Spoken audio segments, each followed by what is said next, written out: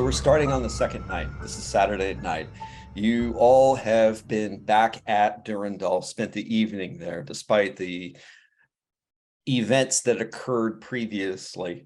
So when you come down, the four of you see that Simon is there, and Simon looks like he's been wiping everything down, trying to make it just right for everybody who attends, and looks over and says, "Oh, how are you guys? Oh, you guys look good. Well, you always look good. I mean, even when you don't, but you look good now. And I poured some refreshments for you guys if you're hungry. I imagine you are. I got a fax from Sir William earlier this evening and told him you all arrived safely. Sir William only communicates in faxes. I've yet to get him to upgrade to an iPhone, but you guys should be fine. Where's Reese?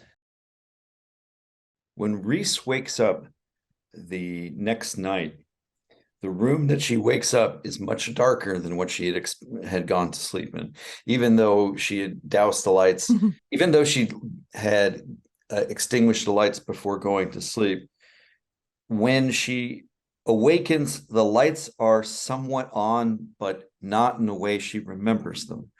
The lights are much more dramatic, and there is a corner light that is pointing directly at a chair that you do not remember in your private room when you had gone to sleep. And as you awaken, there is a woman who looks, I'd say probably in her early 70s, sitting, and she's knitting.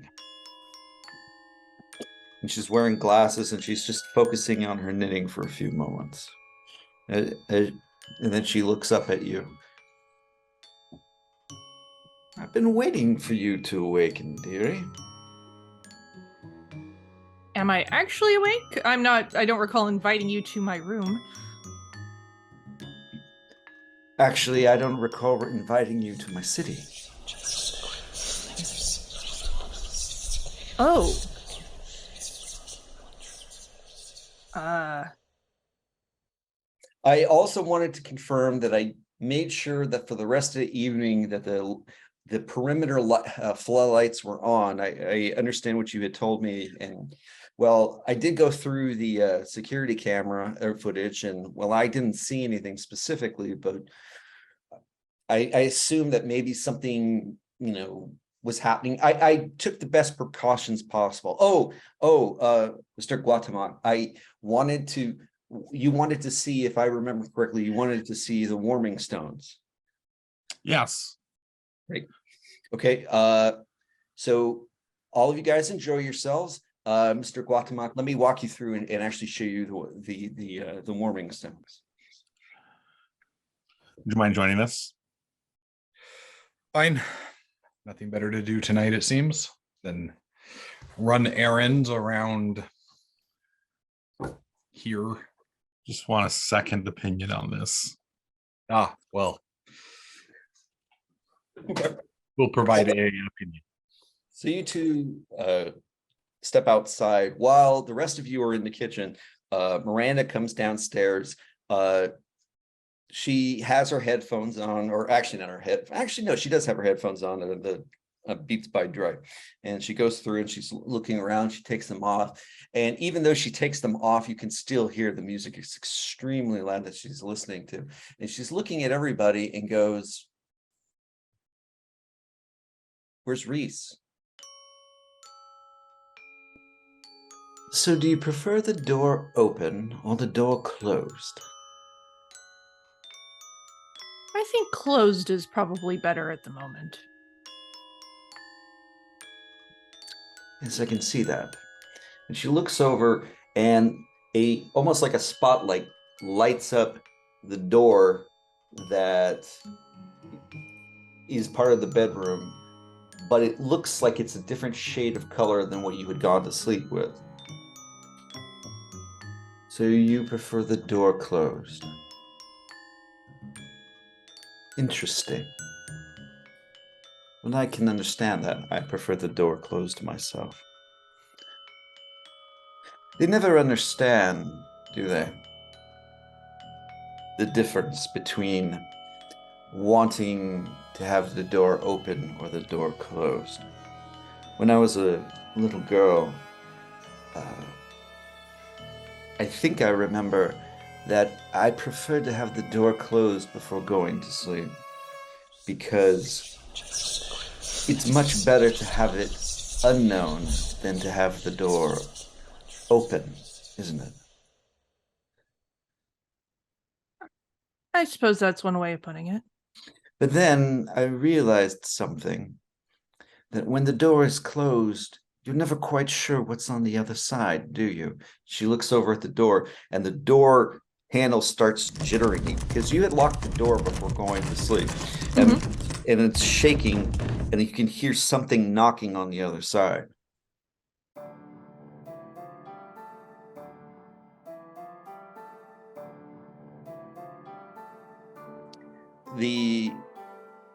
Miranda comes back downstairs, and Miranda says, that she said that she was just upstairs, and he goes, she's locked her door. She's not coming out.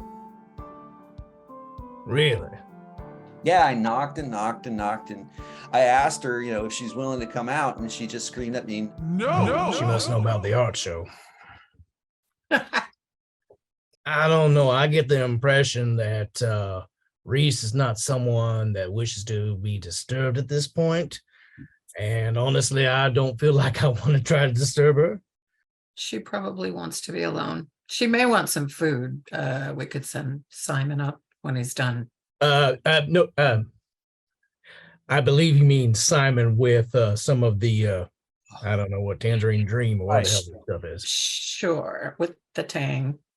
Now, Silas, you actually can hear something going off, or some sort of noise going off in William's office. Oh, well, maybe I'll just go upstairs and make sure she's okay. I'll be right back. Okay, maybe when you come right back, what was he checking for on the security footage? You can let me know. What that was about. There seemed to be something last night that perhaps there was a breach. However, I didn't quite see it. Reese seemed to be kind of preoccupied by William's office door. It seemed something came upstairs. She was a bit of a mess on it. I'm not sure. Really? She may have been picking up something I didn't see. I was distracted at the time. It's truly frightening when the door may be closed, but you just feel your own mind playing tricks with you about what's on the other side. The anticipation of what's on the other side coming through. And you wait constantly for the door to just burst open. And you wonder whether or not it's just better for the door to be wide open. For that way you could see it coming. You know what's coming. And that, perhaps, is far more frightening. You all hear a crash upstairs. In the direction of the guest quarters, or? And Simon's coming down, and he is covered in blood, and he's doing this, going, I think she wants to be left alone. Sonny. Sure. Well, the other two are out there, and Reese seems to be, wants to be left alone. Honestly, and kind of pulls her to the side a little bit and just nods at Miranda and Simon. I'm going to check, actually, William's office. It seems that there was a bit of a mistake last night with some of this pneumatic stuff he's got going on. And, well, seems that while I was checking to make sure the house wasn't going to blow up, it seemed to be something in his office, and I, of course, made sure that the area was safe. And Of course, of course, as you do. well, Of course. he told me not to go in. I mean, that just means he wants me to go in. Now downstairs, as you're doing the walk around, you can see that the area now has been lit up with floodlights to totally illuminate the area.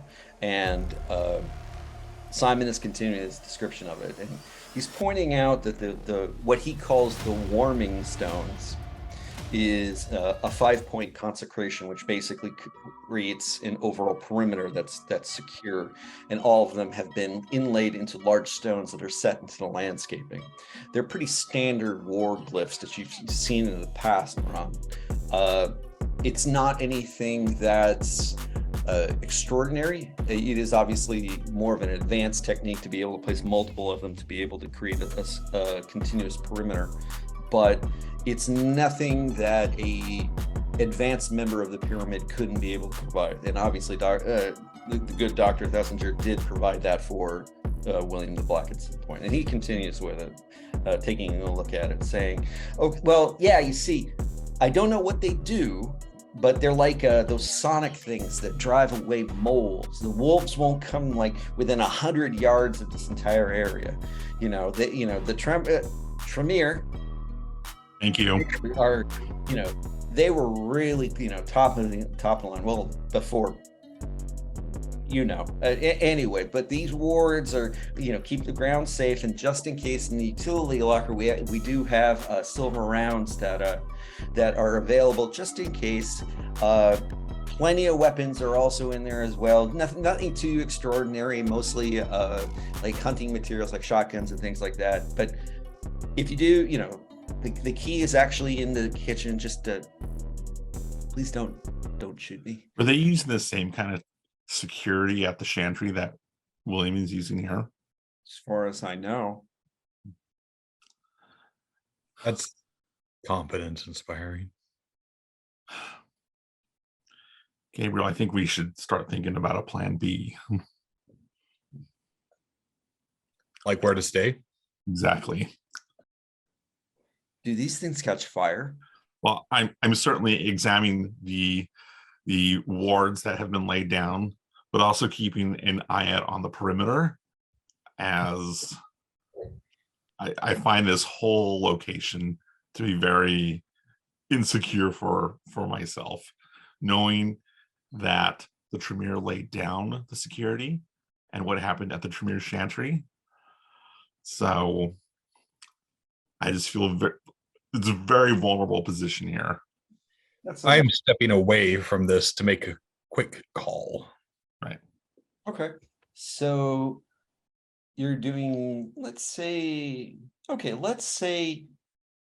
a investigation plus a wits roll, because you're looking around trying to investigate everything. So Gabriel, you stepped away in order to make a phone call. Yep, I have a VIB black card with a popular hotel chain that I'm going to be utilizing. Okay. So and making alternate arrangements for myself.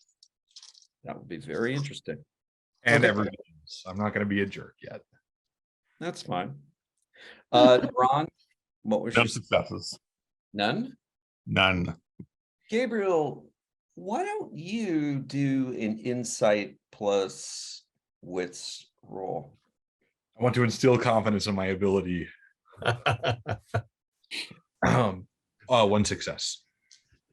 Gabriel, as you're on the phone trying to make reservations, you look over and you notice Naran is looking around the entirety of the grounds, and he looks very flustered that he's not able to actually, find what he's intending to what he's looking for.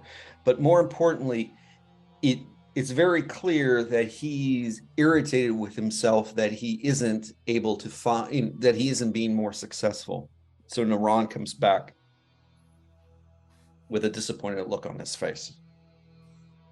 there's just something I'm not getting here, and there's something I just don't understand. That's just a bit out of my reach. Ron, it's very difficult when you feel shortcomings coming to you in terms of your ability, isn't it? Yes, And high expectations of myself, and just limitations are annoying, not part of the kind of person that you try to be, or the kind of focus that you try to give to your life or to your experience. The fact that there are certain elements of what you want to do and certain things that you just can't do. and I'm not wrapping it up in like, oh, there's so much more to learn. I should already be able to do this. Just out of your reach. Just out of my reach. Meanwhile, Silas is going into the office. Sonny, are you going with him into the office? Want to have some fun? Yeah, I do. Come on. Let's do it. On the way up there, he's going to quietly hand over the facts to Sonny.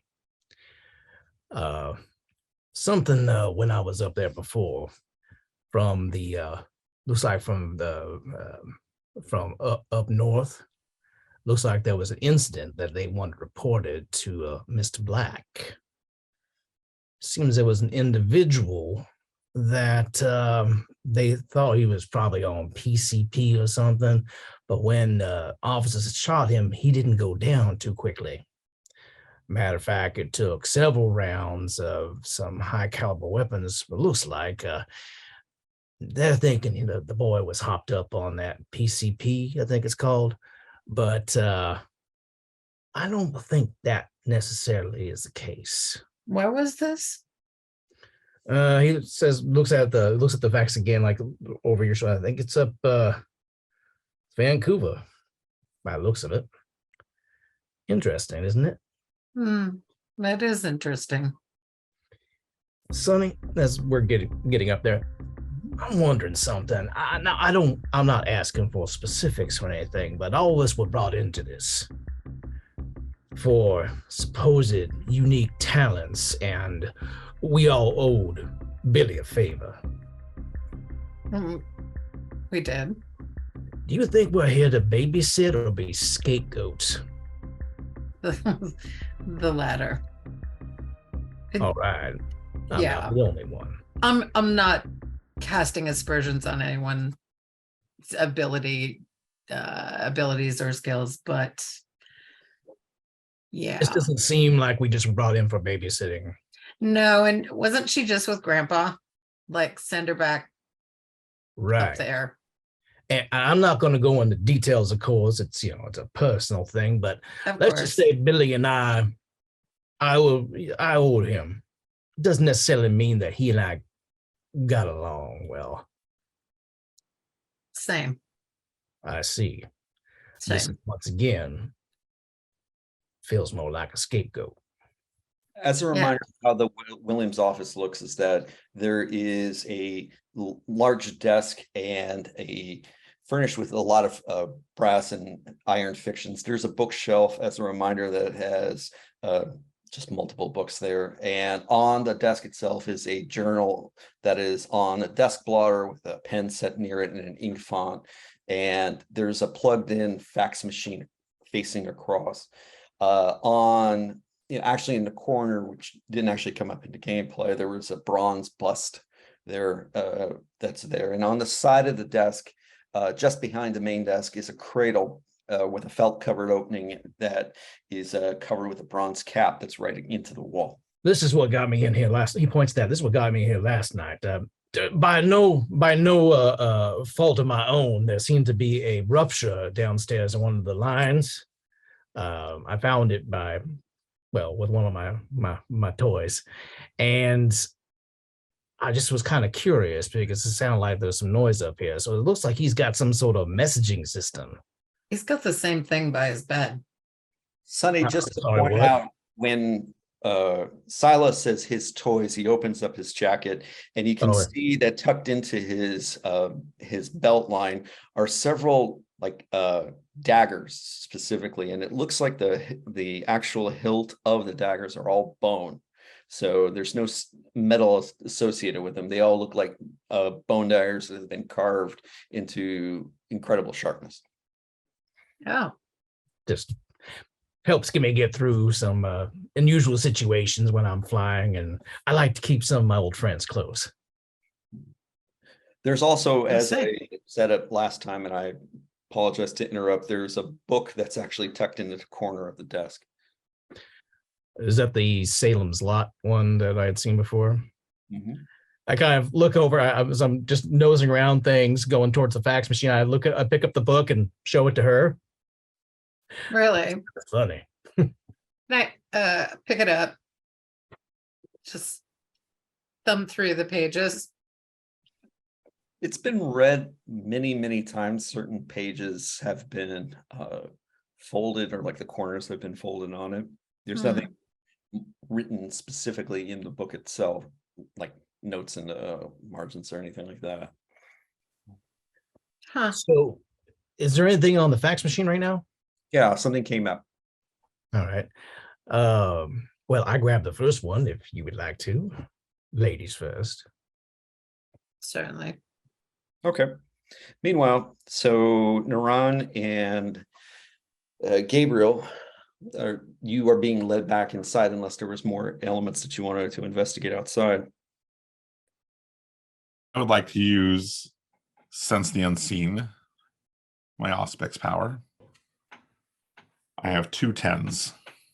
There's nothing specific here, although looking in the area not too far from the back window or the back doors into Durandal is, well, you actually, it's not something that's really unseen per se. It was something that you missed the first time, which is a bunch of cigarette stubs that have been put into right onto the concrete there, which is kind of odd because there's no cigarette butts that you've seen anywhere, including in his house. Right. The actual the cigarette butts themselves, the filters themselves are all black specifically. I pull out my phone and take a snapshot of them. Sure. Gotcha. I point out the cigarette butts to Gabriel, and someone's been here. I don't think this is Simon. I'll look at Simon. I don't smoke. Does Miranda smoke? Not cigarettes. I don't know much about the mystical side of things. Is this a thing? Well, if there is security, a ward protecting this property, I would guess somebody is flaunting that protection. By standing here smoking? Perhaps surveilling this property. Werewolves, right? That's the primary problem in this area. Yeah. Gabriel, by the way, you notice that on the 3rd floor, one of the lights is on that wasn't on previously. Do I know what room that is? It's not a room you've been in. Well, then that means I know what room it is. Silas and Sunny are taking a look at, so specifically, are you looking at the fax that just came in? I believe Silas had gonna like offer to have Sunny take a look at it first. He's going to move towards that cradle for the pneumatic device. Sunny, the sender is a phone number. It also has a sender designation of FedEx office. Okay. And the fax itself is very cryptic in its way. It's about 15 numbers on it. Salis, Yeah. Salem's Lot. Page numbers. Would never have occurred to me had there not been a well-thumbed copy of an unusual, well, So one semi-unusual book. cryptogram things or whatever they call them. Mm-hmm. Interesting. Hold on just a second. He's gonna look over at that cradle he was starting to go towards before and lift up. I think he says like a felt flap or something in the front of it. Sure, and you can hear like the whoosh of air behind it. It looks like this is something that actually is a sending tube, specifically. Which would make sense because on the other side of his desk is actually a cradle very similar to it, which would probably be the receiving that lands on his desk. Does that cradle have anything in it? No. I'm wondering if we put something in here. If it's you said it was. There's another one in his bedroom. Mm-hmm. It And was. Oh, go ahead, please. No, I believe it was just one by the nightstand. And here I thought I was the Mhm. one having fun last evening. Mm. Got to keep entertained somehow. All right. Well, if you would be so kind, we'll start. You can start calling out some of those numbers. I'll page through the book and see what I can find here. Tell me of what you wear around your neck, my dear. It's a trinket of little consequence. Nothing that you have kept over the years is of little consequence. Maybe not value or worth, but we both know that there is consequence. I don't see why I should impart this information to you. Because I asked. Or would you prefer?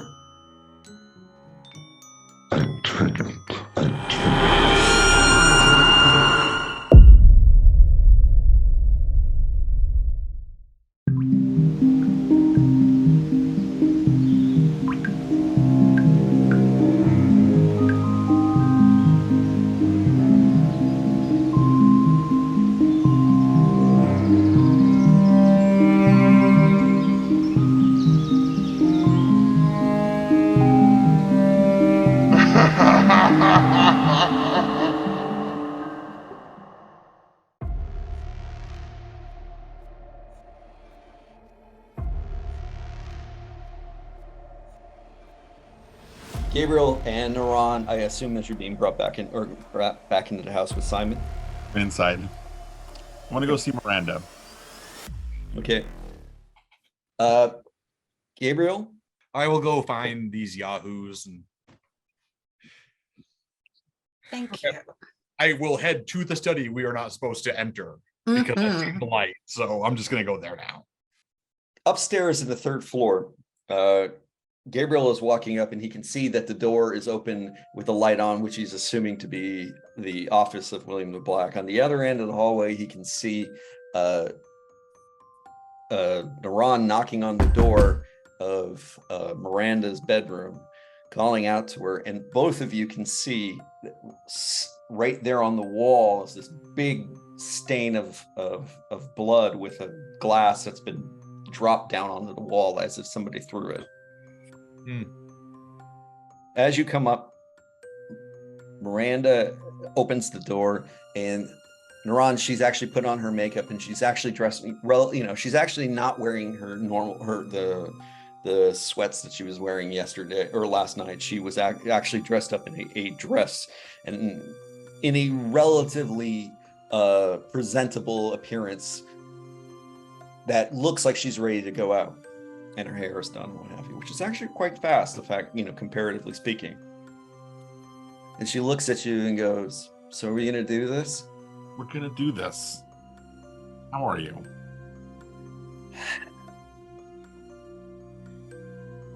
"I'm gonna be," and she does this, "having some fun." What's wrong? No, Sujatha she's a real C word. She definitely has that kind of holier than thou, I know. tendency, But we're gonna go play nice. Oh, do you think Gonzaga will be there? He's I don't playing know. tomorrow night. I don't know Gonzago. Sure, they'll be there. Oh, shut up. You don't know who Gonzago is? Shut up. I don't Gonzago know. Who's Gonzago? of Gonzago's murder. Oh my God. Oh my God. And she rushes back into her room and she pulls it up. I know this is really old school, and then she shows you a CD. And on it, it has a cover and it says Gonzago's murder on it. And it says this big picture of a mouth on it. And the logo says dead things and extra teeth.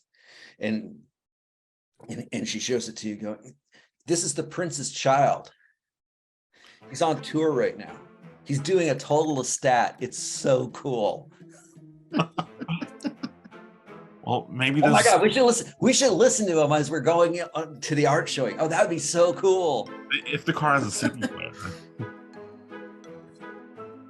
I mean, it's really funny because, I mean, the music itself is, yeah, it's okay, but it pisses off all the Toreadors. Looks over and sees Gabriel down the hallway because he's actually getting famous and he's not, you know, he really doesn't have any talent whatsoever.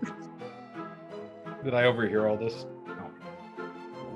Oh, all the yeah, of course you do, because she's not trying to be that quiet. Because all the Toreadors are just going, you know, pulling their hair out because here's a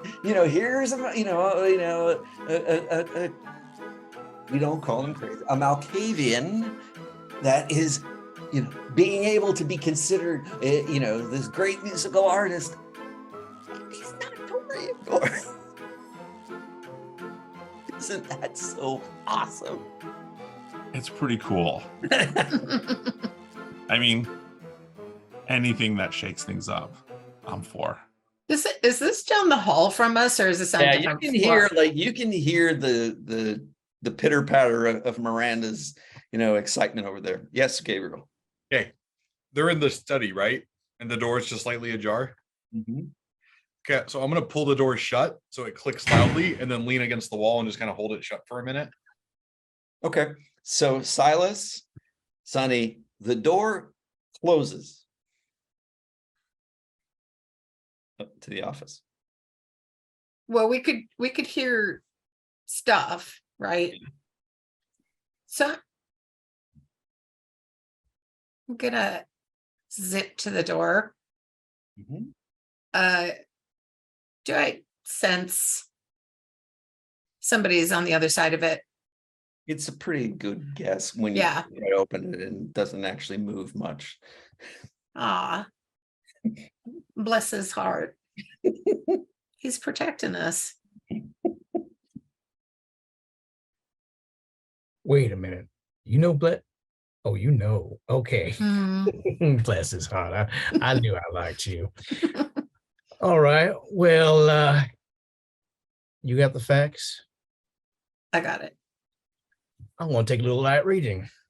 Puts Mhm. the novel into his jacket. Okay. I'm gonna whisper loudly. Yo, G, you might want to come in here. Does Narana and Miranda seem distracted? Miranda is distracted because she's going on how Gonzaga Gonzaga. hanging out. Great. I just kind of And I'm listening. sidle into the room. Because, you know, I mean, this is not his first novel, but it's really, you know, cool the fact that his first EP that actually was going out. And I've been reading that. Normally I listen to him on Spotify, but, you know, actually it's really kind of cool to be able to listen to old school because you can really hear the warmth. Shut the door. Thank you. They are actually pretty cool, but anyway. Check this out. So, I'm not supposed to be in this room. right? Really? Isn't it cool? Because Not really. No, Really? he said, now that to be true, Gabriel, Mhm. he's right. We're not supposed to. William said, don't be in this room. So, of course, the first thing I want to do is go into this room. which clearly he wouldn't have said, as you said, Silas, wisely, I might add. He wouldn't have said unless he wanted us to go in the room, right? That's how he does that shit. Billy What are you, knows like, me. I mean, 3? Yeah, no, way wiser than 3. You know, Your grand plan with the Ventrue primogen is to say, if you didn't want me to do it, you shouldn't have said don't do it. yeah, yeah. that's pretty much it. At this moment, you guys hear in the hallway, Simon, Miranda, were you in William's bedroom? Yeah. Well, that's just uncalled for.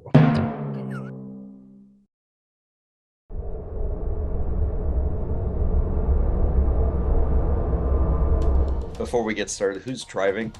I want to know who might go through the windshield. Oh yeah,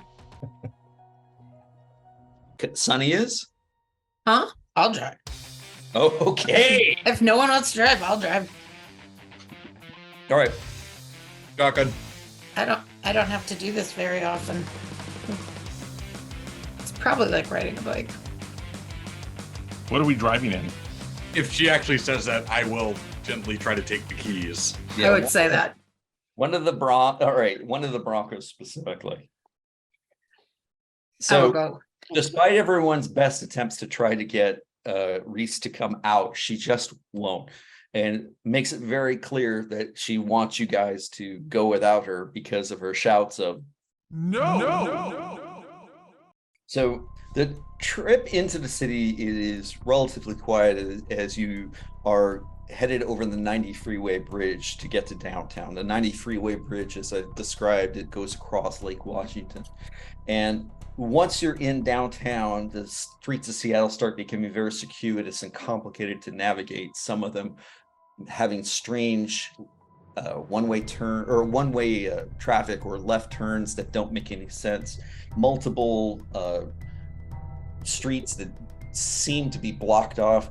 It has the appearance of, or the driving experience of, going through a grid that has been designed by a madman.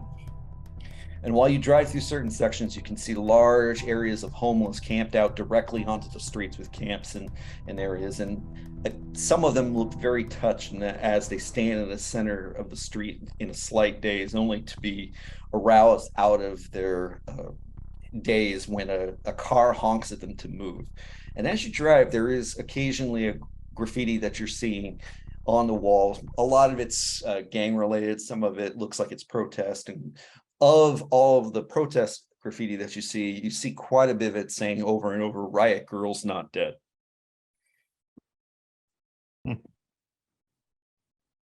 While you're driving, specifically, Miranda is playing the music of Gonzaga's murder, and it's pretty good. It's loud. It's very loud because she likes turning it loud. And Gabriel continually reaches over, turns it down. She continually brings it back up. No, I'm good with it actually. Okay. I've got them on CD, so. Well, that's true. You do.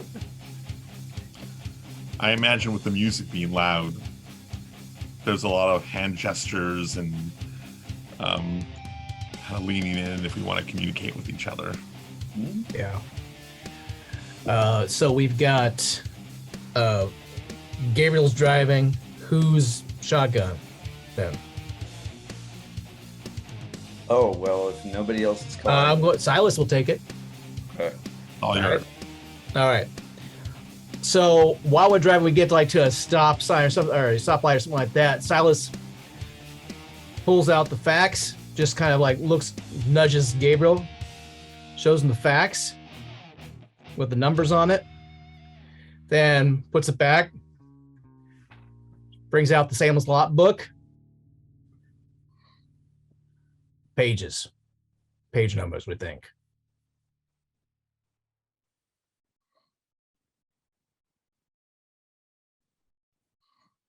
I can tell you're enthusiastic about what this might mean. So, You're playing with fire is what I think. and you do realize Right. Unless you bosom buddies with William, I don't exactly. I owe him a favor, but that's the extent of our relationship.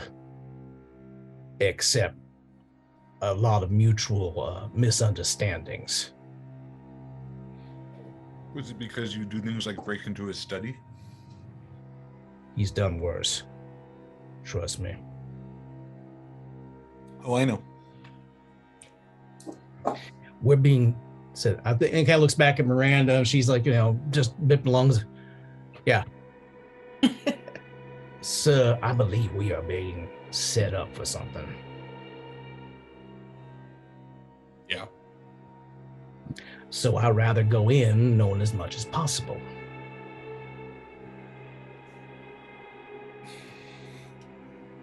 And so I assume the stoplight has changed and we're back to driving. Mm-hmm. Not to be fatalistic, or to be fatalistic, I suppose, considering our unique state of unlife. Before you go forward from the sewer cover, the manhole cover in the middle of the intersection, you see steam starting to rise from the middle of the street, or from underneath the street. Who sees that? All of Gabriel? it. Oh, okay. It's not a secret. Is it that cold? No. Well, I will not drive over that manhole cover, I guess. Eventually, you make it to the Columbia Center building, and the art show is taking place at the Xanadu Art Gallery, which is about the 14th floor on it. And after paying an extraordinary amount for parking, you were going up the elevator into... Whoa. No. Really? No. Okay. So Who's trying to charge me for parking? Mhm. Who is trying to charge me? Just the building when you're parking there, down at the Oh. just parking. Then I guess I'll pay. My I vampire. want to see him fight with the machine. I want to see it. I'm not going to seduce the machine. It's not going to happen. Come on, people pay to see the good stuff here. There's too many jokes about hard drives and disk slots and stuff. Oh, ouch. That's right. That's what you get. I am officially writing down, I am not going to seduce the machine. Name of my new band. We mostly do Rage Against the Machine covers, but from like a slow jam perspective. Nice. So as you're going up the elevator, you can see that the Columbia building has also a really good area view of downtown, and you can see into the Puget Sound. The Puget Sound is the area surrounding the city of Seattle that shimmers, with the water. Also keep in mind that the downtown area of Seattle has been, I don't want to say abandoned, but the presence is greatly diminished with Amazon having left. In the main area of downtown, there are these huge glass globes that were at one point the main Amazon headquarters. But now that Amazon has been leaving and going to Texas, those areas are completely dark inside. And of course, there is the larger building that's up on top of the hill that looks down upon everybody in a foreboding kind of surveillance. I kind of say aside, wouldn't it be perfect for all the homeless people living on the street to have a place to live? I'm gonna just make sure I'm standing next to Miranda. I'm just gonna reach out and kind of just grab under her elbow and kind of look at her, and we're gonna play nice tonight, right? Yeah, of course. I don't want to repeat of what happened last time.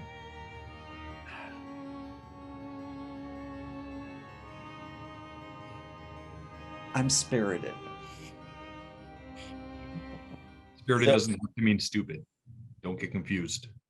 And as you say that, the elevator doors open, and then there's a hallway, and you can see that there's a big glass door or doorways that say it's Xanadu Art Gallery, and that there is a usher standing in front of it. And you can see that there are some people actually in the or through the door within the gallery itself. As we're kind of all walking in, and Gabriel's got Miranda sort of. Oh, I'll let go once the door is open. I'm not. No, trying- but your guy, talking to her is. I'm gonna pull out my phone with the picture I took at. Was it called Twist? The gallery. Naran. This you? Is that? It was it's a piece of art, right? Or because it was a piece of art, not a photo, right? But called La Raza, right? But it was by Naran. And I pause with a look of surprise, and yeah, that's mine. Dude, you're famous, but they think you're dead. Is that intentional? Ah, I haven't seen this in a long, long time. Really? Well, where is this? It's at a gallery. It was just downtown, right? Seattle. It's a Yeah. gallery. I went there, the place I went to last night with the G. I think it's a friend of his. Somebody he knows. It's where we got the tickets. We're going there. Now? No, well, before the evening's out. Okay. It's a beautiful piece. I can remember exactly what my state of mind was when I made that, and it was not a happy time. I'm sorry to hear that. I will delete the photo. No, don't. After I made that, I felt better, but it was a hard time. So Xanadu as an art gallery can hold probably about 100 people. It currently within it is about 25. So it's very clear that the major turnout that was expected didn't happen. So much so that the usher didn't even collect the invitations when you guys showed up and said that you were here for the showing, just allowed you guys to go in. Okay. And to describe the artwork, so bear with me. So I'd like to provide you all a few words about abstract expressionism.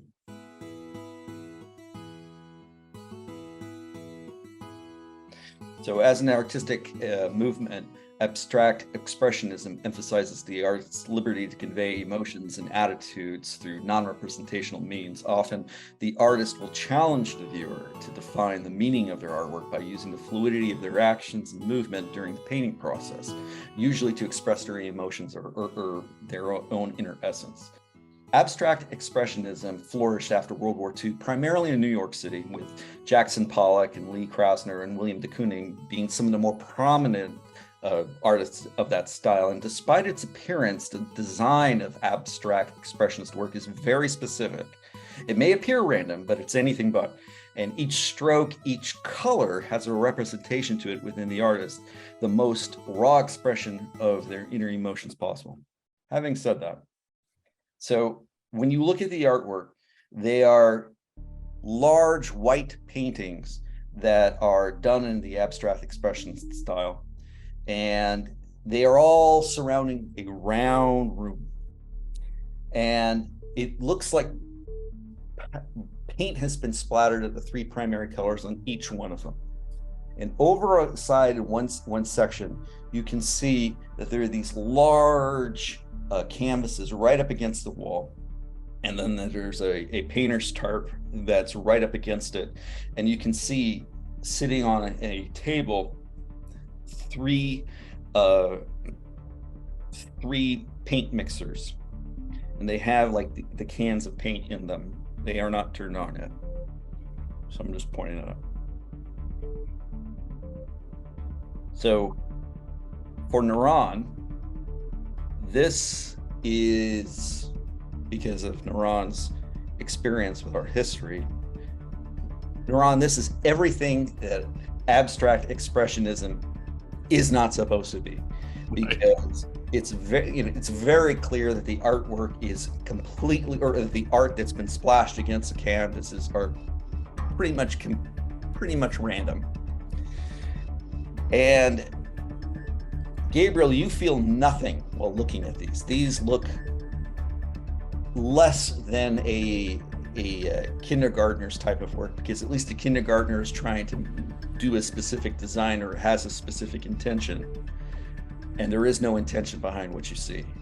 Sonny, you've seen probably at one or two pieces of Pollock in the past while you were in New York, just by chance, and you understand that this is somewhat near the style of that, but it's definitely not as vibrant, or it doesn't actually have an aggression or emotion to it, which you remember feeling with Pollock.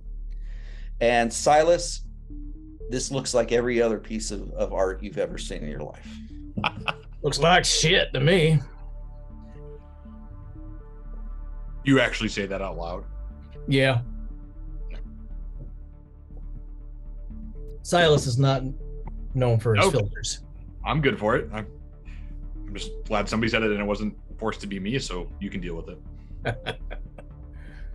So what do you guys do now that you're in the art show? And as you're up there, you can see that the artwork is slightly, or the wall is slowly spinning, to express, the orbiting of oscillation across it. No, wait a minute. I'm looking at this, and the way it sprays out like that, tell me that isn't like an arterial, what do you call it, the jugular spray when it comes out. I mean, it just looks, if you think about it, it's almost, nah, it's still shit. Never mind. Yeah. Is the gallery host here? You hear her before she arrives, and she comes over, and it's a woman, maybe in her mid-30s, of Indian descent specifically, and she looks over and says, "Hello, darlings, I'm so glad you're here. Hello."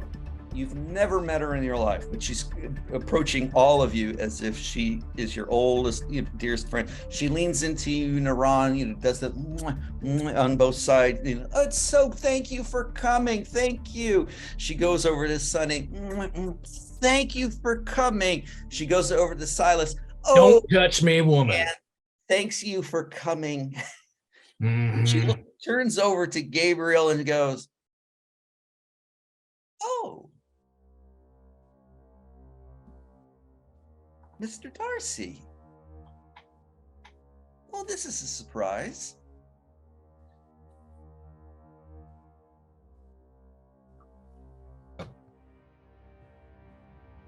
Well, this is awkward. I'm going to go get a drink.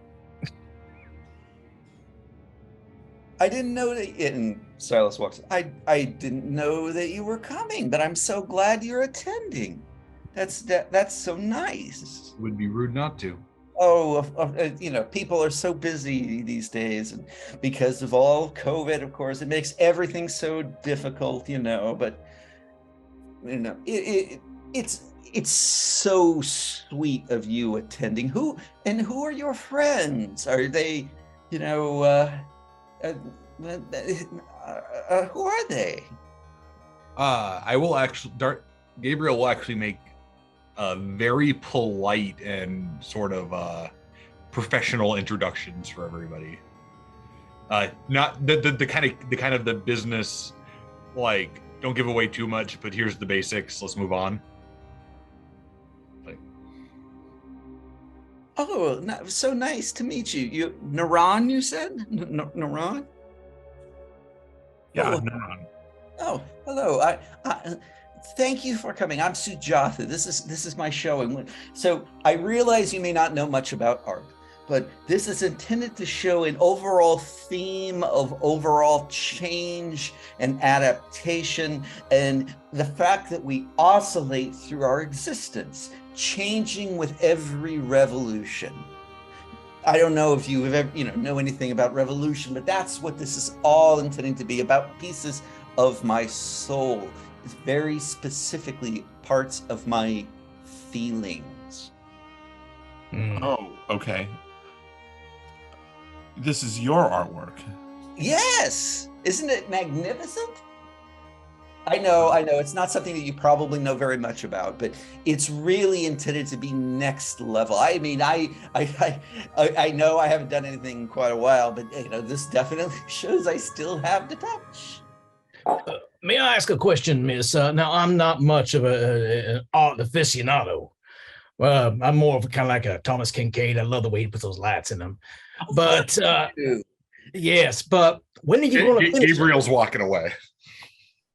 this artwork here? When do you plan on finishing it? Oh, well, I'm so glad that you started to ask that question. And at that moment, the paint mixers kick on, and you realize that there's no lids on them. And so they start shaking and splattering the paint on the canvas behind them. Randomly everywhere. Nobody's getting covered in paint, but it's definitely just an entire random thing. What's Miranda's reaction to this?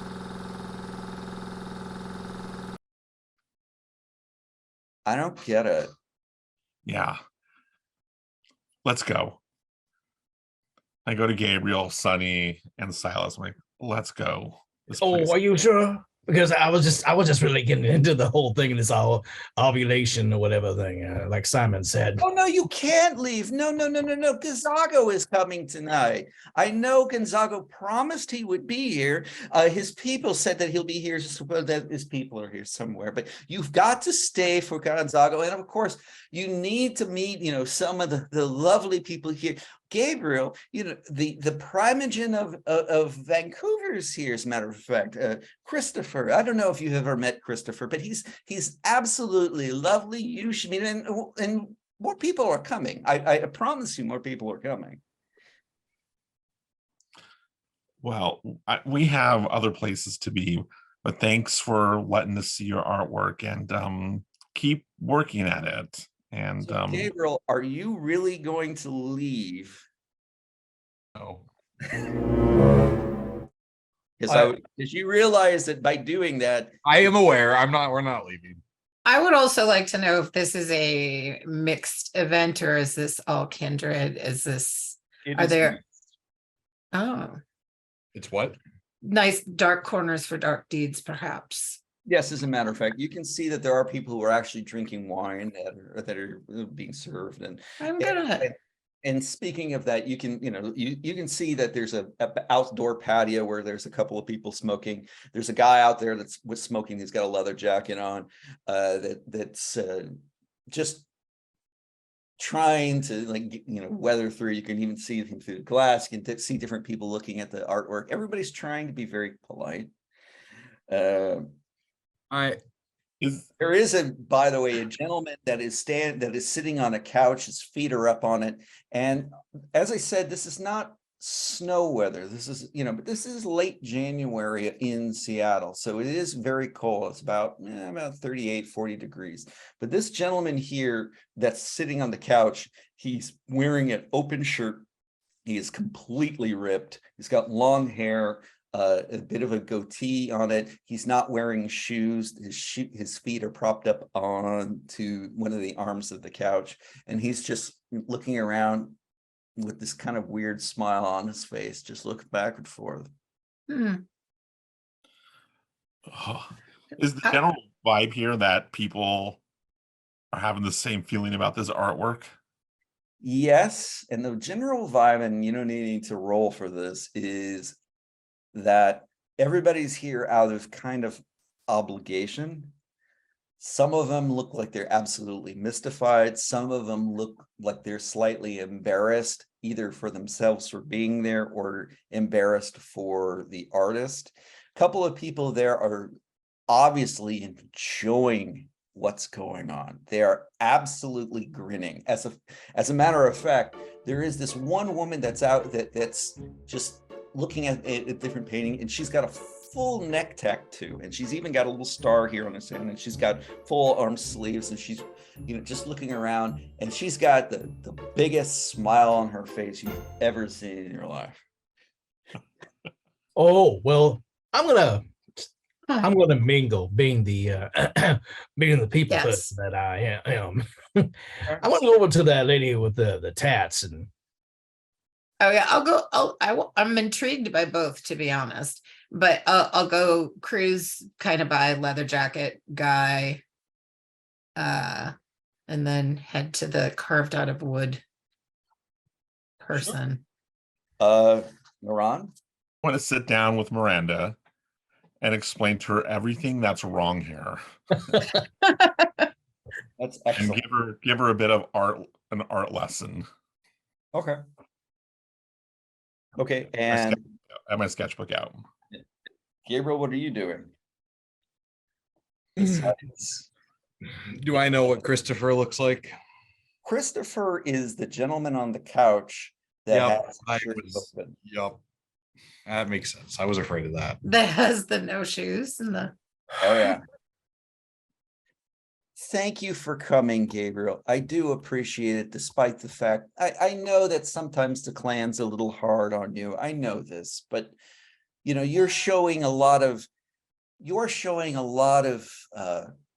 clan solidarity for being here, and I appreciate you doing that for me. I do thank you.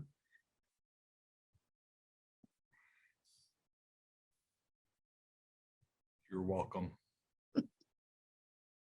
So Gabriel's expression is like visibly darkened. mhm. Like he is not happy about how that just went down. So, Sonny, you go by the glass door that shows the people outside smoking. There's a couple of people in, but you definitely see a gentleman with a leather jacket, and he's actually wearing a T-shirt that says "The Germs" on it, and he's got like a flannel wrapped around his waist. He looks very 90s grunge to be honest. grunge. But he's trying to fit in, and he's looking around, and he's smoking a cigarette. And Hey, he's shaking his head, and he's looking at other people. And doesn't it make you want to weep? I don't give a shit. Like it's terrible, right? It's Oh, yeah. terrible. Yeah. I mean, good on her for fooling the masses, but it's terrible. And I don't know anything about art, really, but what about you? I don't know shit about. Can look at it. I know this sounds like I'm hitting on you. Can I see your hand for a minute? Sure. He reaches out and touches it. Okay. Yeah, I don't fucking know what Toreador are all about. This is some bullshit if you ask me. How you? Pretty good. Waiting to get out of here, but I'm Bob. hey, Bob, I'm Sunny. You from Seattle? Yeah. Yeah. Hey, Yeah. Slash and Burn. Really cool band. Right? Absolutely. Yeah. I mean, bummer what happened to Yeah. But no, they were great. I got a mixtape of them playing, I think, at Max Kansas City back in '75. They're No. good. Oh, Fantastic. No, they were the best. Yeah. It is a shame. yeah. I'm actually just here because I'm trying to score tickets to tomorrow night's show with Kizaro's murder. Really? Yeah. I mean, I want to see what I'm missing. They're pretty good. I wonder if our girl Miranda over here could hook you up. Miranda? Oh, Yeah. the Ventrue girl. Yeah. So daddy brought her out. That's Yeah. funny. Yeah, she's not a bad kid, actually. More power to her, I guess. Right? I mean, you want to talk to her? You want to see if she can score you some tickets? Yeah, maybe, I might. I mean, I also know, You know, the whack job's got 2 guys around here somewhere, but you know, yeah, well, you know, I really shouldn't be shitty about it though. You know, I mean, About this? no, about, you know, Gonzalo's murder. I mean, yeah, he's kind of trying to do the whole ghost thing and, you know, whatever, but that's being shitty of me. I mean, so I used to be in a band here a long time ago. My band was a band called Savoy Truffle. We used to play to Pioneer Square all the time. And Really? oh yeah, all the guys who came out of there went on to go form Tad. They went to go form Mudhoney. One of them was in Pearl Jam for a while. There's some sub pop guys. Yeah, everybody else got to be famous, and I got to be dead. Well, hey, who's still kicking around? I mean, some of those guys aren't. Yeah, that's true, but that still sucks. I mean, you know, the scene isn't what it used to be, but you know, I'm not going to be that kind of dick. You know, I mean, some people are like that, but you know, that's just me being a dick. You know? Oh, Yeah. fuck. So Yeah. you might want to be careful about the shirt, though. The shirt. Yeah. So This is there- like, that's my best shirt. oh no. I think shirt's great, band's great, but we got there's some dickhead here who says he knows something about them. Oh, seriously? Oh yeah, says he wrote for like a Village Voice or something like that. So She's gonna like the too quick, like in his face. Like, whoa, what's his name? I didn't catch it, but you can find it. He's real. What the fuck's his name? She's gonna scream. I don't know, something like Sylvester or something like that. You need to tell me everything. She's gonna yell again. She's yelling. So meanwhile, Silas is going over to the tattooed girl, and she looks over. What is Silas wearing? What is he wearing? Mhm. He's wearing a little bit nicer shirt, but he's got on what someone refers to as a Tennessee tux. He's got on jeans and a denim shirt, denim jacket over it. He actually cleaned up his engineer boots a little bit. He's got his hair back in a ponytail right now, so it's not looking as unkempt. Okay, when you come over, she looks over. Hi. How you doing? I see you just sitting here looking around, smiling at everything. Oh, of course. I'm a team player. Oh, I see. So you, in a way, you're in on the joke. Something like that. My name's Carpetia. What's yours? Silas, nice to meet you. She reaches out and shakes and holds your, you know, to shake your hand. Yeah, all right. He'll do the same. And when she touches you, she goes, "Oh, okay." And I'll do the same. And once again, nice to meet you. So, does she know she lost it? She's gonna tonight.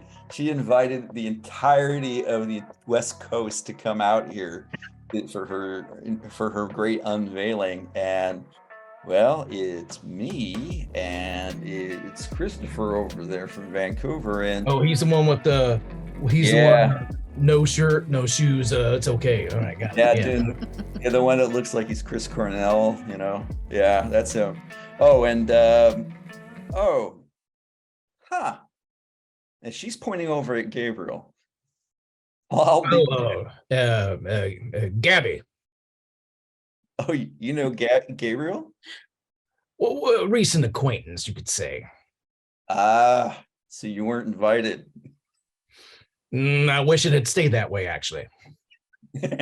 I wouldn't have missed this, though. I would have blown a Nas's dick to be here. Oh, that's saying something. That's Yeah. I'm hearing a pin drop. You know what I hear when I hear Silas? Failure. You know, I'm picking up on that too, I think. She gave me so much shit when I came up to the Northwest. I'm actually out of Portland. I'm not from here. Yeah. But, now it's like, oh, it's so sweet. Wait, Oh, is that Paley again? it is. I mean, I'm not supposed to be here either, but, Well, I have a question for you. Now, you were surprised seeing Mr. Darcy over there. She seemed to give him a little bit of lip before. Like there's some history between them. Is this? Oh, not between them, just Gabriel and everybody. Oh, really? Well, I don't know if you picked up on it, but I'm not from around these parts. Just visiting some friends, you could say. Vancouver, are you from Portland or further out? A lot further out. Honestly, last place I was at was Kentucky. Oh, So a lot further out. nice. Yeah, well, depending on what you call nice. But why has he got such a bad reputation with some of that? I mean, he seems to be an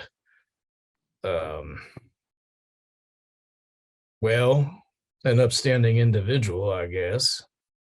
But is he not well received by the rest of his clan? I'm not gonna air clan launder any more than I have, but Oh, right. Well, you should ask to see his art portfolio. oh, all right. Well, yeah, I will. That'll probably be very nice. Yeah, you pull my leg a little bit here, but I'm okay for the laugh. So, all right then. Her whole hands are tatted up, by the way, as well. Well, it's been a pleasure. Enjoy the failure. I mean, evening. I'm sure Nikki's gonna want to leave pretty soon anyway, so that's fine. Nikki. Oh, my date. Yeah. Wait a minute. And she looks at her watch. Wait, he told me he was gonna do this. 3, 2.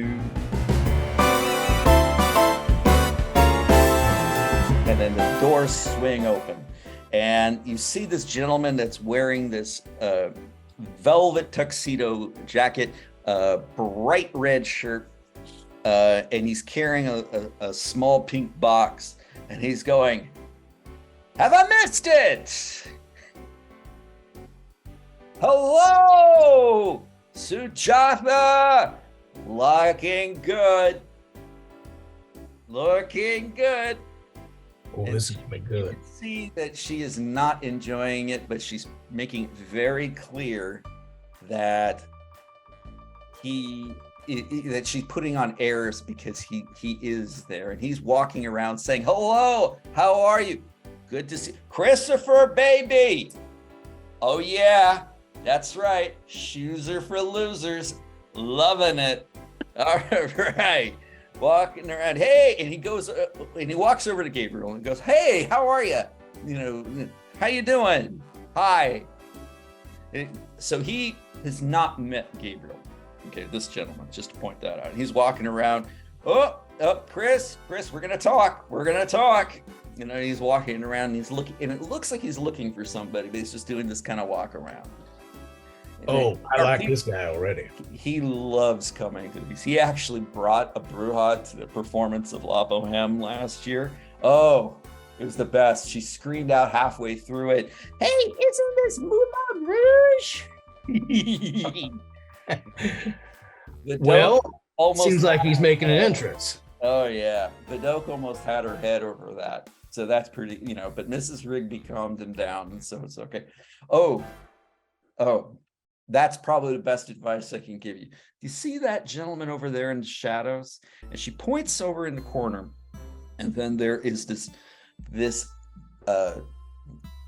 he looks African American. He's wearing an all white suit, and he's wearing red tinted sunglasses in there, and he's smoking inside the building. And by the way, smoking indoors is not allowed in Seattle. So he's basically making it very clear that he's flipping everybody off by doing this. So anyway, so That's Vidok. He works for Mrs. Rigby. He's not the seneschal. Oh, that's another creep. But That's Thomas, I heard the name. yeah, Vinegar Tom. Weird dude. He has whole sections of the Seattle Underground done up like doll houses and moves them around like with mannequins and shit. All right then. Probably still any more entertaining than this shit, but Yeah. So, but yeah, he works for Mrs. Rigby, so he's probably keeping an eye on everybody here. oh well, good to know. Well, I'll leave you to it to watch the festivities with Nikki here.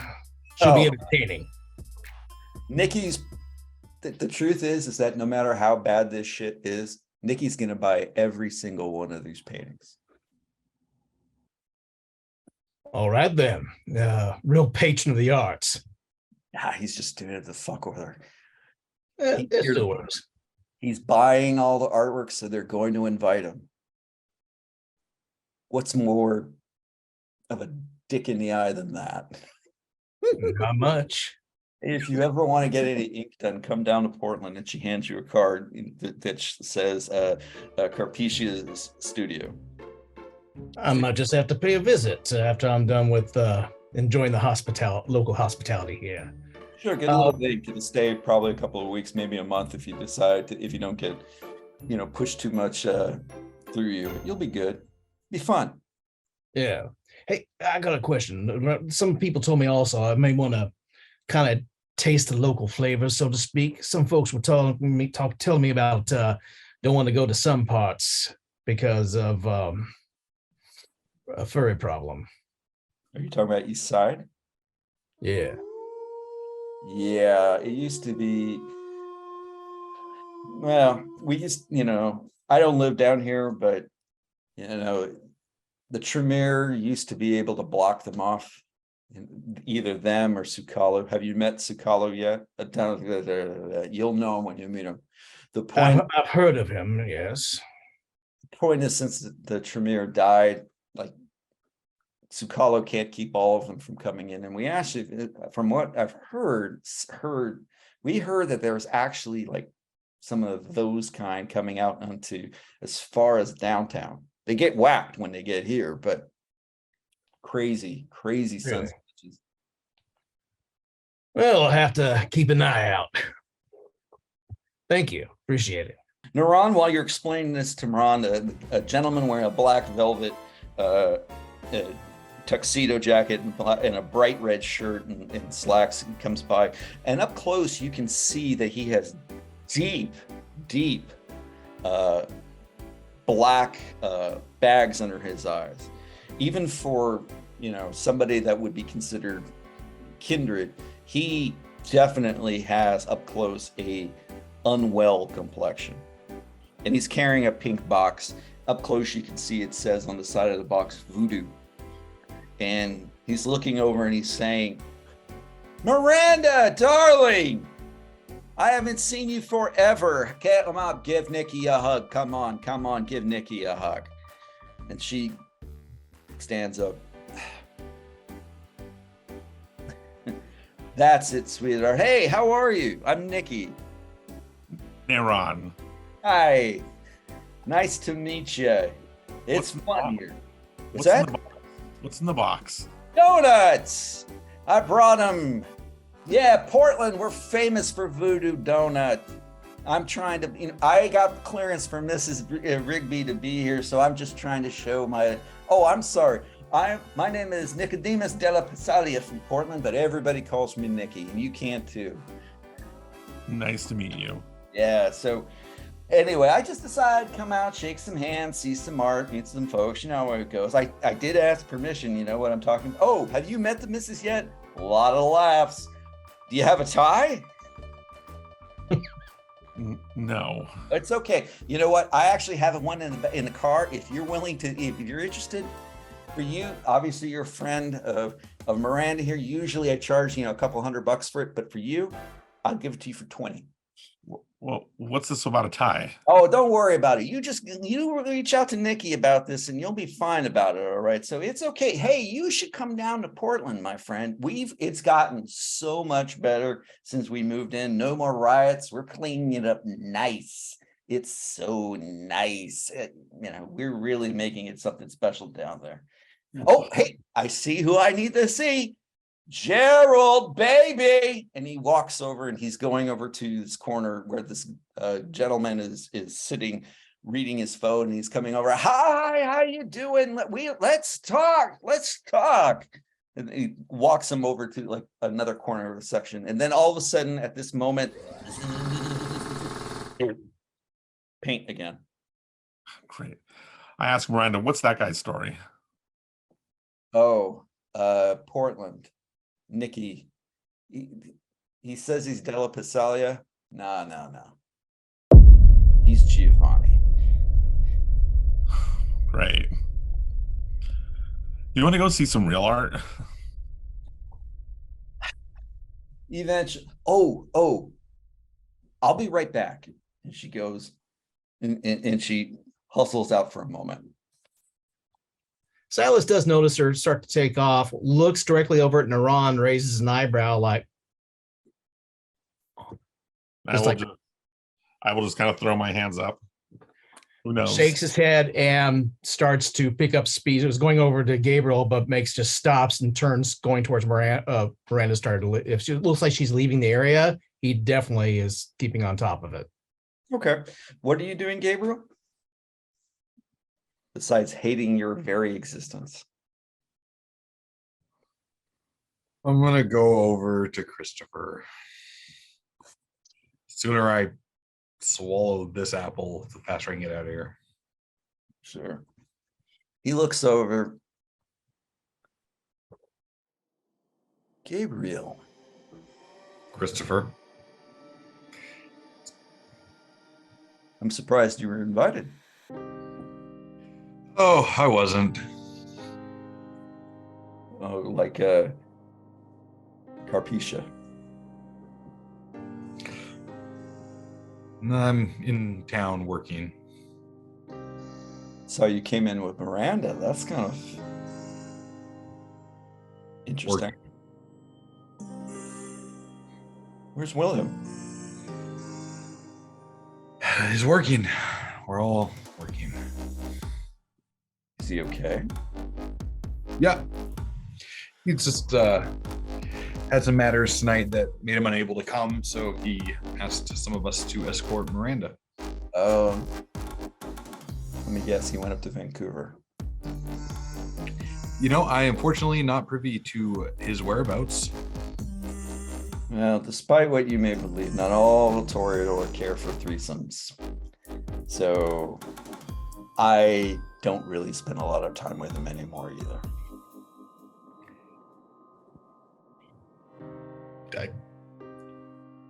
Okay. Don't even have a response for that. Well, we were a thing, but I got tired of it, being William, me, and his sense of duty. That whole part of that really was just like a bad Gilbert and Sullivan opera that I got tired of having to deal with.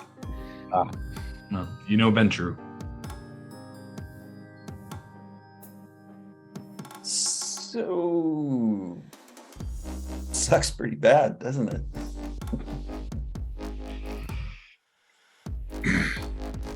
No, I know. You don't have to say it. I'm gonna try to sneak out myself before Sujata asks me the question. But do keep in mind, she's a little desperate tonight.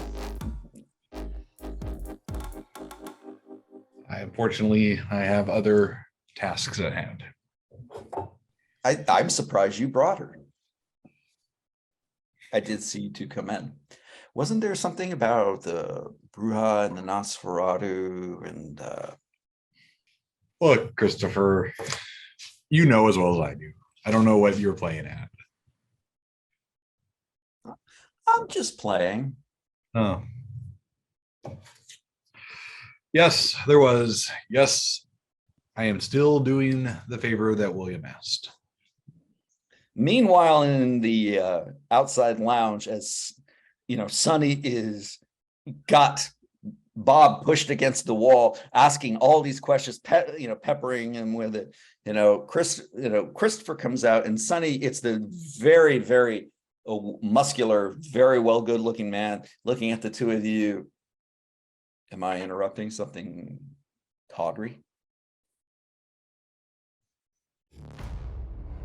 I don't know that she's hearing him, because she's like, it's not even as much peppering as intent, like, kind of snarling, bearing fangs, like, tell me everything. Like, what do you know about? So yes, he just to give you the feedback and just to make things quick.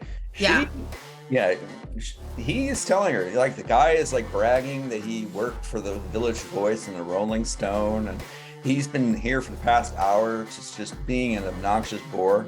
And this guy is actually here to interview Gonzago, because Gonzaga, and hopefully snap a photo of Gonzago without his mask, because Gonzaga usually wears like a mask when he's performing. Like I said, like Ghost. And he's in the room. And he actually points over to the section where this is a group of people talking, and you can see that he is, waving his hands around, grabbing every glass of wine that goes by. And even though you can't hear it, you can tell this is him.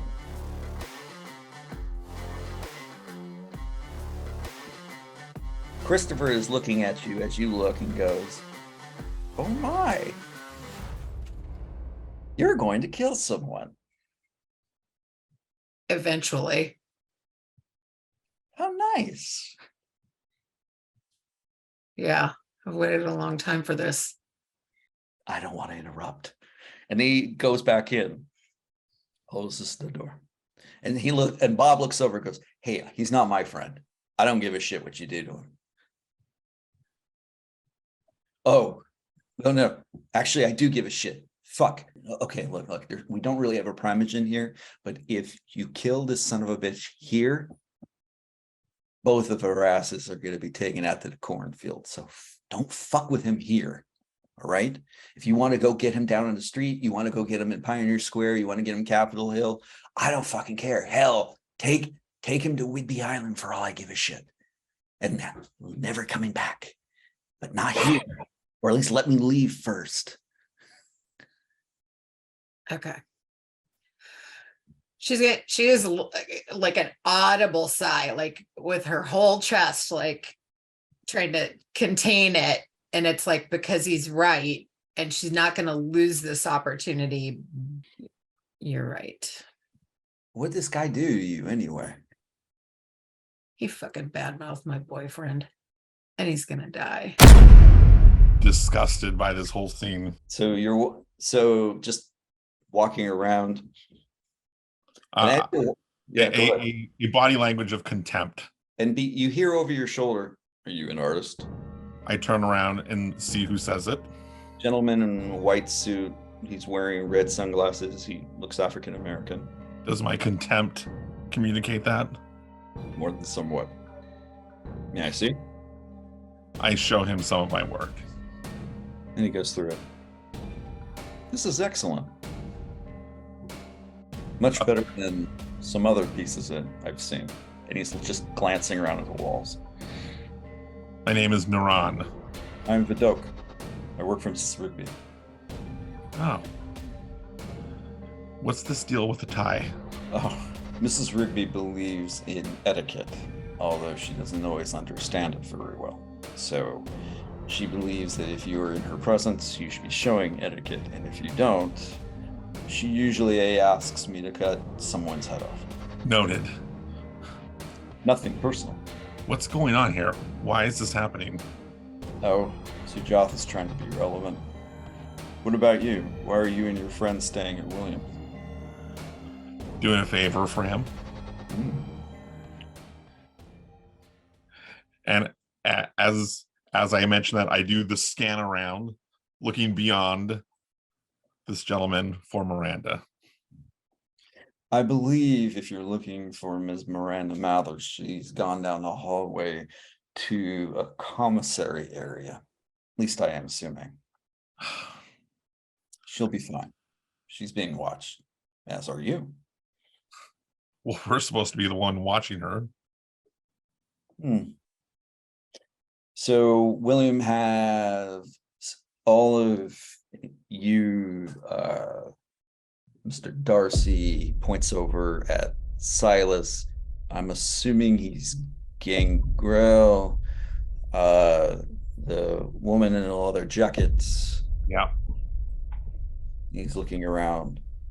And myself. You're missing one. Yeah. That's One not. of our 5 stayed behind tonight. Well, you're clearly not friends nor pack mates, but you're staying in this haven, so How do you know? How do you know who we are? I thought it would be obvious. However, you're here to protect her, I see. Yeah. And it's not a question if you're wondering. What was that? It's the wrong question. She doesn't need protecting. She needs out of the situation. The question that you should be asking yourself is not why she needs protecting by you. The question is, what is her worth to William? And when you know that, you'll understand why it's you specifically and what you're protecting her from. It's a question of value. I haven't thought of it that way. It's quite all right. My clan usually calls me the schoolmaster. I think the name's appropriate. So I am here because you're here, as a matter of fact. Mrs. Rigby asked me to keep an eye on you while you're in her city. Don't worry, I'm not planning to do anything nefarious. And I believe I owe an apology to Miss Reese. So, Should I have reason to worry about Miss Reese or about myself? Or about why Rigby wants you to keep an eye on me? she keeps an eye on everything. That's what she does.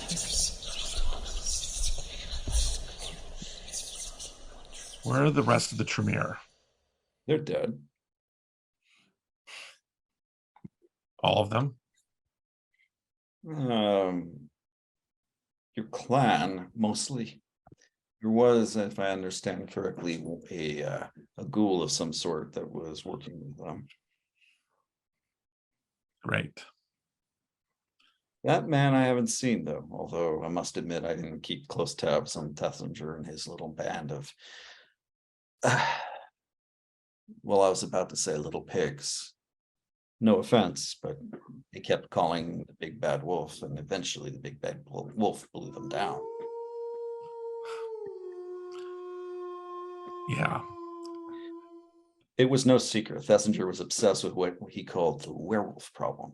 He and his clanmates were paying top dollar to anyone who could bring him live specimens for dissection. Hard to believe, in my opinion, that their haven caught on fire.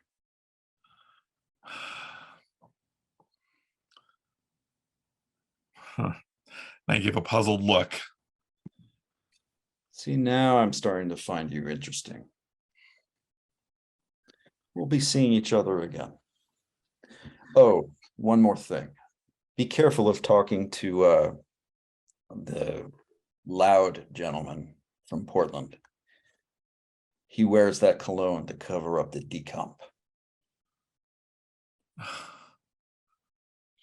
He steps away. So Silas, what are you doing? When I saw that Miranda was departing, I gave a look to Naran before, Right. and he just shrugged. I pretty much no pretension, just straight out, start walking after her quickly. Okay. She comes running back and she goes, Silas, do you have any quarters? Do I have any? No. I'll go ask Naran. And she's running down the hallway towards Naran. What do you need quarters for, girl? Jolly Ranchers. So going to Gabriel. What are you doing? Getting ready to leave. I've done my job. I'm out. Okay. That's very interesting. I am gonna round up our little group and see if I can't disentangle them all from the situation. Okay. So as you're trying to gather everybody up, I mean, Naran, what are you doing? I am going to go find Miranda as well. Okay. As you do, Naran, Miranda comes running up to you and says, do you have any quarters? No, I don't have any quarters. We gotta go. We're leaving soon. In a minute. And then she runs down the opposite direction again. Silas, you see her running towards you and running past you again. Oh, no. He shoots out an arm. Hold on, girl. What? Why do you need Jolly Ranchers, first of all? Nostalgia? Look, I can't eat them, but I can lick them. Tuh. Show me where the vending machine is. All right. And she leads you towards it. Sonny, what are you doing? I would like to watch Sylvester. You said he's up in sort of a balcony. Oh, Okay. yeah, he's over there. Yeah. And so Sylvester is talking very much to a crowd of people and being very, very pretentious about it. He says, Seattle's such a boring town when it comes to culture. I mean, the whole place is like a giant memorial for an average guitarist that copied the Pixies. That's all he did. That's anything he did. I mean, so it's like, well, it's kind of boring around here, Oh, hey, he looks over at you. You got a cigarette? I mean, like, I'm kind of a big deal. So if you got one for me, I'll remember that about, for you, And this was something. My shoes, aren't you? Yeah, these are actual. I got these before Ye became a fascist. I'm saving them for when he's dead, and they'll be like collector's items. He's undead. Or is he like just? He's like in his 60s or 60s. Okay. But it is definitely him. Oh yeah. So as I was saying, I was there when Basquat broke into the factory to meet Andy Warhol, and I remember it because Lou Reed was calling me an asshole. Naturally, I mean, that's just how it had to happen, and but he was okay. I mean, he had to die like all the others, dead at 27. Real smart son of a bitch. Oh man. I wanna zip, like, I don't have blank or anything, but like I want to just like get up there and I'm gonna be in his eyesight, like up on that balcony. Gabriel, as you're walking up, you don't know what's going on, but Sunny has a look in her eye that does not look healthy in any form. And she looks like she looks not unlike a tiger slowly going before they pounce, but that slow step. And she's got a look in her eye that does not look pleasant. Well, that would mean it would be unpleasant for me to disrupt her. So I'm going to just kind of do the walk, turn around. Okay. So Gabriel isn't a coward. He's just conflict avoidant. That's fine. Naran, what are you doing? Because I already told you about the hallway.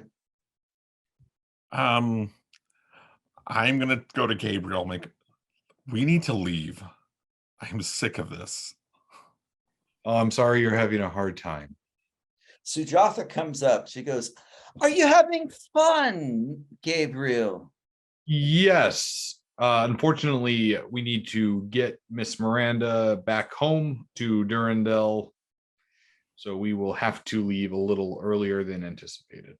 Oh, my dear, are you driving Christopher? He said the same thing actually a few moments ago. About But Miranda? no. He was also he said he had to drive back up to Vancouver this evening. But I'm glad I found you because I have a question. Time is really of the essence of this. It's okay. The question's very simple. Yes, I know. So, is it art? Is it art? Is it art? Is it art? Is it art? Is it art? No, Sujasa, it's shit somebody threw on a canvas. It's garbage. It's revolting. It shows a lack of anything resembling competency, life, value, or frankly, the will to exist in this eternal goddamned state I live in. Like, you're making me, an immortal vampire, want to off myself in the sun. This is bad. You should feel bad. Being a vampire doesn't make you a monster. This art made you a monster. And then Gabriel just like walks out.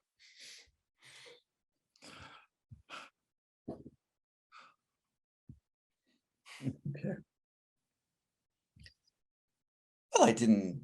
It's a little rough.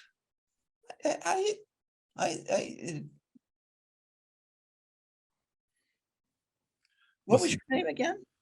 Naran, listen, you tried, and that's sometimes, a value unto itself. You tried your best.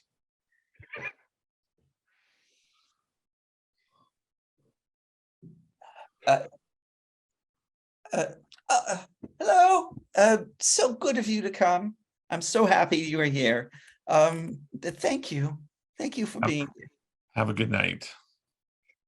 Every night is every night is. Of course it is. Sonny, what are you doing at this moment?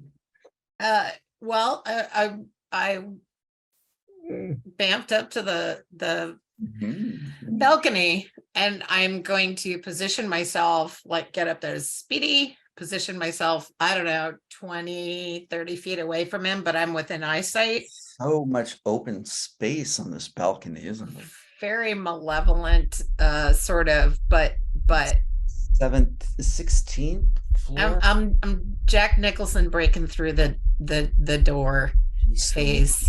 Through it, and it's just so open, and and at that moment you feel a brief touch against your shoulder, and you hear behind you. Well, you shouldn't do that. I will look at who just And it's a gentleman that's in black, and he's wearing a Greek tragedy face, one that covers up all his face except for his mouth. And his voice is very soft and very delicate. But even though it sounds like he's whispering, it sounds like you hear it right up close to your ear. Even though so-and-so is talking and all of that's going on, and all that, you can see peeking out of those green eyes, the mask, these bright green eyes. And he's saying, I definitely want to make him hurt. Then make him hurt. Oh, I will. I want him to see me first. I want him to know what's about to happen. and he hands you a package, and then he walks away. And as he walks away, he's walking straight towards the door, and you hear Sujatha going, Gonzago, Gonzago, Gonzago. In about 25 minutes, your friends are going to need you. They're going to need you at the juncture of the 90 freeway bridge in the center of Lake Washington. I believe it is only proper to let you know that they will need you at this time, and your personal demons will be waiting for you there. Oh, now I have a choice. But you always did. Death is always true. Death is always true. Death is always. The lights come back up. I sigh and I shake my head and I grab my jacket and I head out the door. And once you get to the door, because you're going down to the basement, I'm sorry, to the garage, which is underneath the Durandal, there is that secondary Bronco there. That's there. And as you get into the driver's seat, there are the keys there. And right before you start them, you notice on the steering wheel, there is a crocheted little blanket.